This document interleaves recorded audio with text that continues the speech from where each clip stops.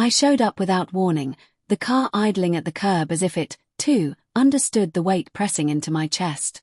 My fingers were locked around the steering wheel, knuckles pale, pulse loud in my ears. One message kept replaying in my mind, sharp and merciless. Send $50,000 ASAP. No explanation. No courtesy. Just assumption. Demand. My parents had always known how to pull invisible strings, but this time it cut deeper. This wasn't routine pressure. This was entitlement dressed as urgency. I stepped inside, and the first thing that hit me wasn't guilt or fear, it was luxury. Fresh flowers arranged with obsessive care. Candles burning with a scent too expensive to be accidental. The living room gleamed like a showroom, every surface polished, every detail screaming celebration. And there she was. My sister. Laughing easily, glowing, surrounded by an excitement that didn't include me. My stomach tightened. That money, every single dollar, they wanted it for her wedding. A wedding planned in whispers. A wedding no one thought I deserved to know about. Something in me slowed then. Not panic. Not heartbreak. Clarity. Cold and steady. I remembered us as children. Her small hand wrapped around mine at the playground. The way she used to lean in and tell me secrets as if the world couldn't hear us. I loved her once without conditions, without calculation.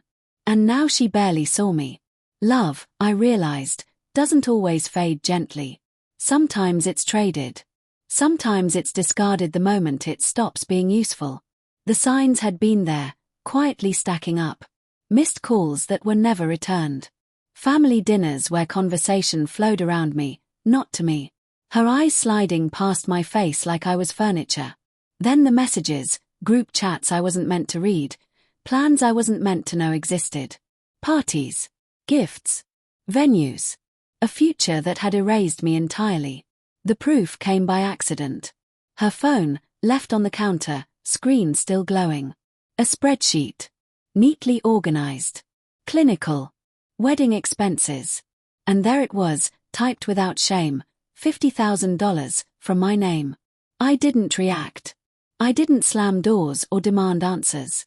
I closed the door softly behind me and walked away with something far more dangerous than anger, knowledge. I let myself sit with it. Nights passed while I thought, calculated, observed. I wasn't impulsive. I never had been. They believed I would bend because I always had. They believed compliance was my nature. My sister believed my silence meant consent. They were wrong. Before I moved, I needed to understand everything. How money disappeared quietly. Which transfers avoided scrutiny. Which signatures could be disguised. Which accounts hid in plain sight. I learned their system better than they ever bothered to. Once I understood the game, I changed the board. Every step I took looked harmless. Unremarkable. Like coincidence. Like luck.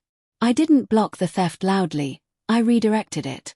I didn't confront, I observed. Then I started pulling threads. A venue reservation quietly cancelled. A delivery sent to the wrong address. A vendor suddenly confused about payment. Small disruptions. Nothing dramatic. Just enough to unsettle. Just enough to whisper a message into the dark, I see you. The real shift came when I stopped working in silence. A mutual acquaintance mentioned it casually, almost carelessly. A passing comment about numbers that didn't add up. About money that looked misplaced. The effect was immediate. My parents' faces drained of their practiced confidence as they realized something far worse than confrontation, exposure. People were noticing. The network they relied on was no longer blind. My sister's smile finally cracked. When I confronted them, it wasn't explosive. No shouting. No tears. I sat across from them, calm, patient, letting the silence stretch until it became unbearable. $50,000, I said quietly. For a wedding I was never invited to fund. They froze. My parents, so skilled at deflection, at guilt, had nothing. My sister opened her mouth, then shut it again, words collapsing under their own weight.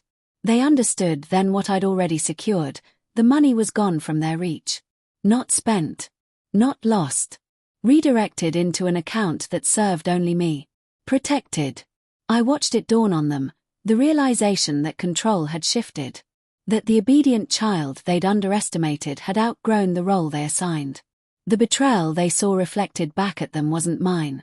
It was their own. I left without another word. There was no rage in me as I walked away. Only satisfaction. Clean. Precise. Earned. I hadn't needed to raise my voice or justify myself. I hadn't begged to be seen. I had simply reclaimed what was mine, my agency, my boundaries, my power. Driving home, the city lights blurred past the windshield, and something inside me lifted. Relief, yes, but deeper than that, freedom. The weight of expectation slid off my shoulders. For years they'd treated me like a resource, an extension of their will, a quiet ATM fueled by obligation. They learned that day that shadows don't stay where you put them. Tools don't exist forever without resistance.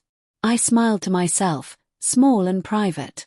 They loved emotional chaos, dramatic confrontations, tears they could weaponize. I denied them all of it.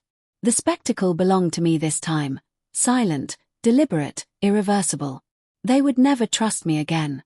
Not because I betrayed them, but because they finally understood something far more unsettling. I had always been capable. Always observant. Always stronger than they believed. I didn't destroy their lives. I destroyed their assumptions. And as I drove on, revenge no longer crossed my mind. What replaced it was something far more powerful. Control that doesn't shout, doesn't threaten, doesn't need applause.